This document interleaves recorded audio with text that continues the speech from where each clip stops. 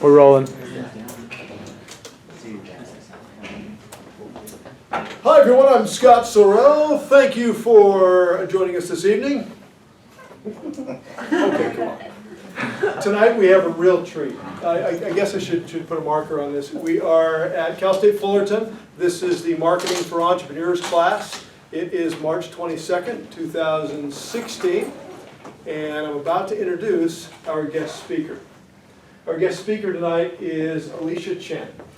I had the opportunity to meet Alicia 2 or 3 months ago. She and I actually she hosts a worldwide television program, which you can find out about another time. But she is an entrepreneur. She's a phenomenal business person. She's an amazing heart person. I love where she comes from personally. And when I found out, as the more I talked with her, got to know her a little bit, and found out her journey in business, which didn't start out wanting to be in business, which didn't start out entrepreneurially at all, and she's what I would call a reluctant entrepreneur. And yet, through her journey, she's become an amazing business person that's really impacting lives and making money out there. What's not to like about all that, right? So give it up for Alicia Chen.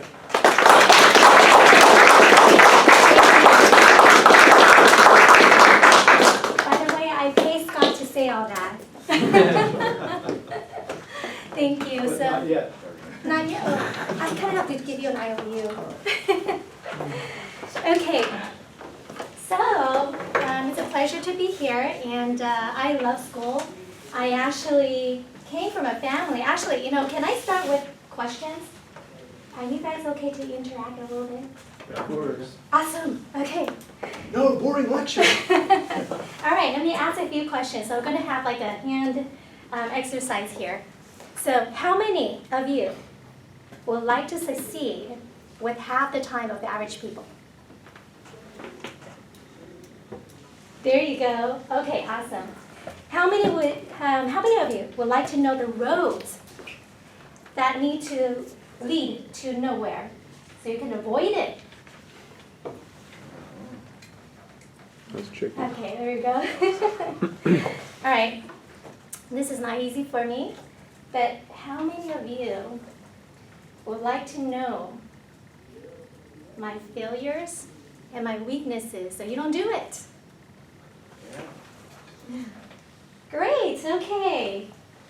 All right, how many of you would like to know the solution that I came up with because of my failures and weaknesses? Awesome. You guys are so smart. All right, so if I tell you that each one of you here, and I'm not a motivational talker that does not state content. I don't know if you know what that means. I'm not trying to make you feel good and not having facts. I do want you to know what you're capable of if you're willing to do some of the things. That is not easy, but I walked through it. I've done it. I shed many tears, and today I'm still standing. So basically, each one of you, doesn't matter where you are at today, your personality-wise, doesn't matter if you are a person that you are good in socializing, or if you have great people skills, or if you know how to speak in front of a group of people. Doesn't matter. You can actually make an impact in the world. Yes, the world. I'm not talking about in this classroom. I'm not talking about in your community. I'm not talking about your home. But you can actually, each one of you sitting here, if you choose to do it, you can make an impact in this world. Do you believe me?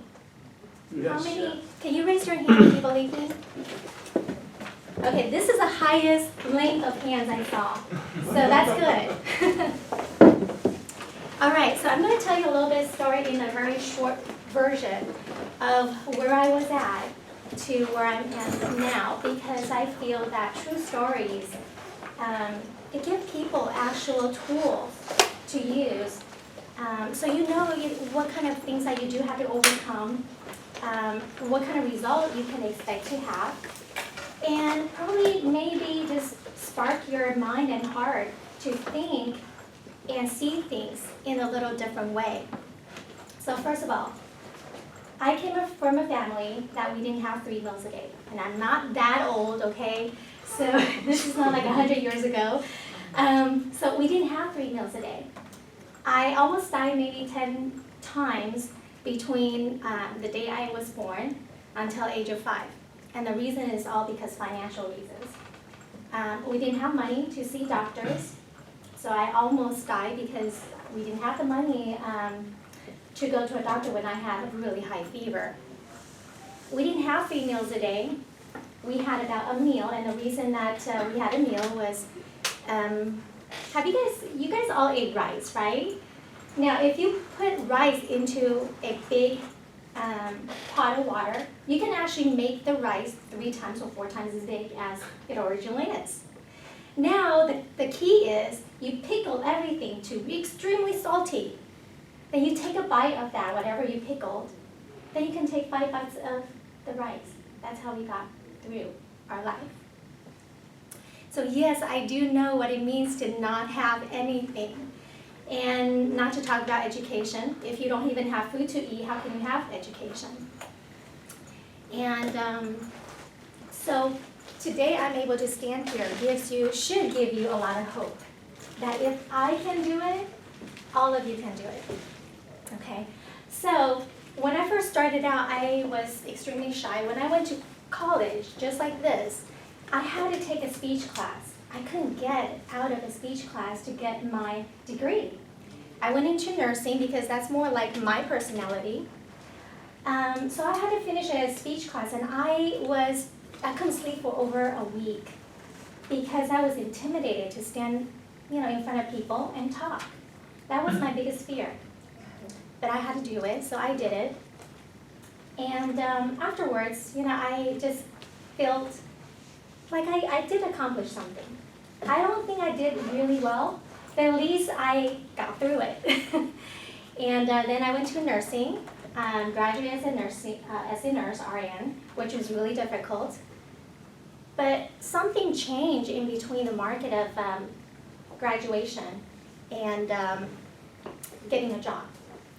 It was a very difficult time, and there were a lot of people who couldn't get jobs during that time.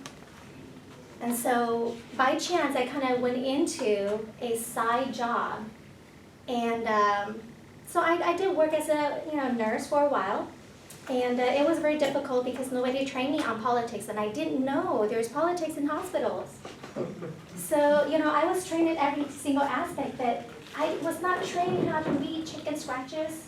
I wasn't trained how to rebuttal with people who have other agendas. I didn't know all that.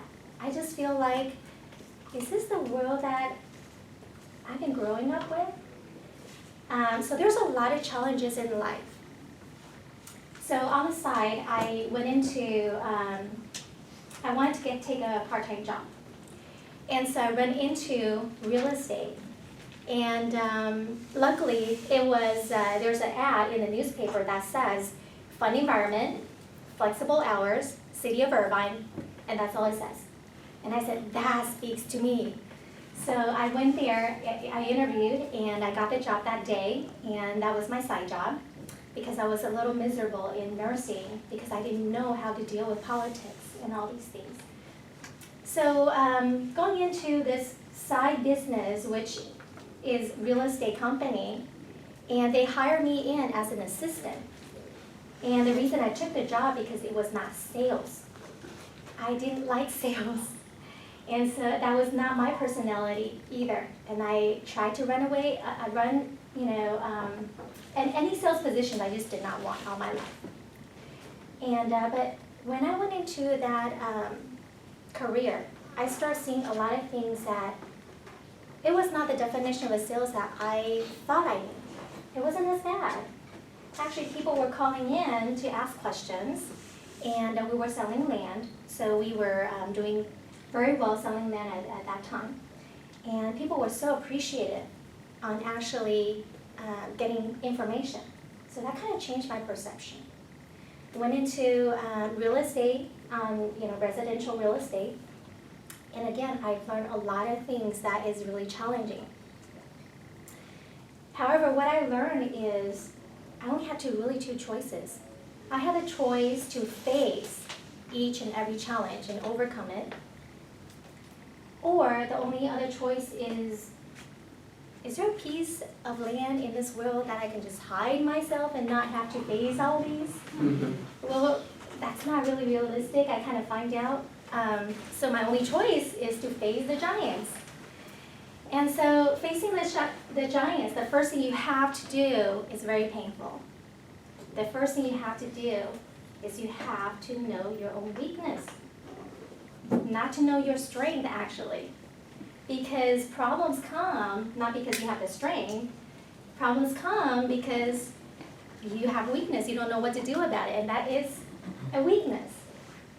The society trains us to not deal with weakness a lot. Let's talk about positives, not talk about negatives. And so I start really digging in and to see what problems does Alisha have? Why can I not? Why is it I cannot deal with politics? Why is it I cannot confront people? Why is it that I'm a people pleaser? Why all these problems? Once I identify it, then I know what to do about it, the problems. So when I went into real estate in the residential side, I'm speeding up, so there might be a little gap here and there because of the time. So in residential real estate, let me give you one example. I was one of the newest agents in real estate in this company, and I was starting to get a lot of real estate REO, we call it REO listing, which is short sale listings and bank-owned listings during 2007. And so I was doing very well.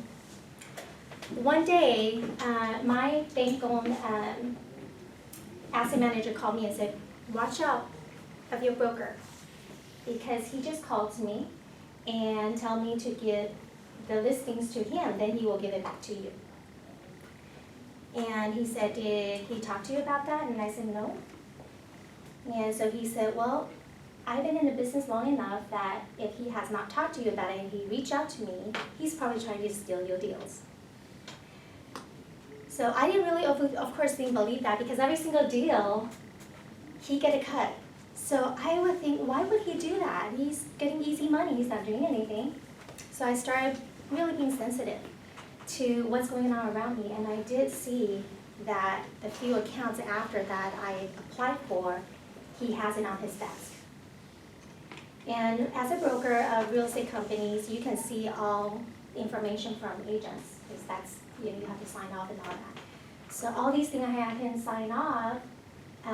For some reason, he got all the accounts that I applied for, and I didn't have any accounts for about 6 months that I applied for. So I confronted him, and he was not happy. And I was so naive, I gave a 2-week notice. I thought that's what I was supposed to do. And he locked me out of the entire company. My computer, my files, everything was in there. So I had to actually take stronger people like my dad and my pastors and my friends to help me get my stuff back. And so long story short, I decided that, am I going to encounter this again in another brokerage? How many times do I have to keep on doing this, starting over? I didn't do anything wrong, but can I actually guarantee that the next brokerage I go to is not going to do the same to me? So I decided, okay, I guess the only road is to start my own brokerage. And so within 6 months after that happened, I actually closed the $8 million deal.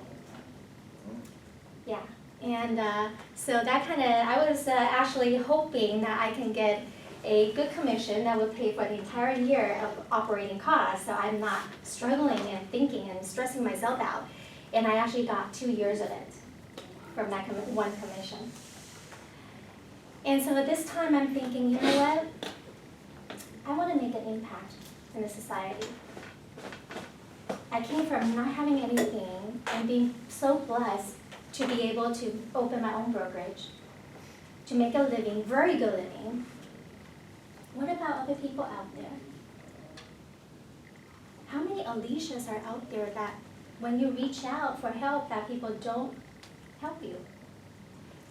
How many people that have the heart and hunger to say, just give me the opportunity, please?